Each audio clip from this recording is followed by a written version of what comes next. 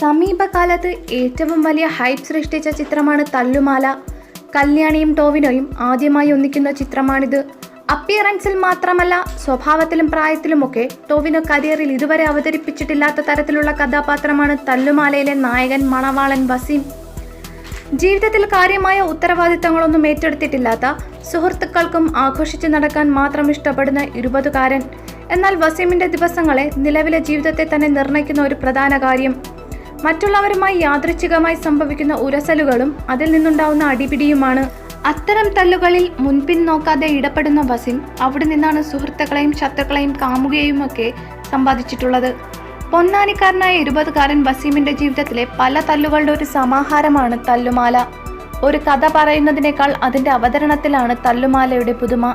ഒരു Instagram reels വീഡിയോയുടെ ചടുലതയിലാണ് വിവിധ അധ്യായങ്ങളിലായി വസീമിന്റെ ജീവിതകാലം ഖാലിദ് റഹ്മാൻ സ്ക്രീനിൽ ആവിഷ്കരിച്ചിരിക്കുന്നത്. സെമി റിയലിസത്തിന് പ്രാധാന്യം കൊടുക്കുന്ന സമീപകാലത്ത് മലയാള സിനിമയിൽ വൈവിധ്യം കുറയുന്നുവെന്ന ചർച്ചകൾക്കിടെയാണ് പുതുമയുള്ള ദൃശ്യഭാഷയിൽ ഒരു ആക്ഷൻ കോമഡി ചിത്രം എത്തിയിരിക്കുന്നത്. ഇപ്പോഴത്തെ ചിത്രത്തിന്റെ സംപ്രേഷണാവകാശം സൂര്യ TV സ്വന്തമാക്കിയെന്ന വാർത്തയാണ് പുറത്തു വരുന്നത്. അതോടൊപ്പം തന്നെ ടോവിനോ നായകനായ ഡിയർ ഫ്രണ്ട് എന്ന സിനിമയും ചാനൽ സ്വന്തമാക്കിയിട്ടുണ്ട്.